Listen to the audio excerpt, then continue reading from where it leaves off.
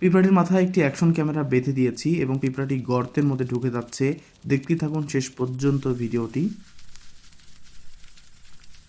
আপনাদেরকেও দেখানোর চেষ্টা করব যে পিঁপড়ারা কিভাবে গর্তের ভিতর জীবন নির্বাহ করে। ও মাই গড, এতগুলো ডিম এবং বিভিন্ন কর্মী পিঁপড়াগুলো কাজ করেই যাচ্ছে এবং এরা ডিমগুলোকে পাহারা দিচ্ছে। এরপর দেখা যাচ্ছে যে খাবার নিয়ে এরা গর্তে প্রবেশ করলো।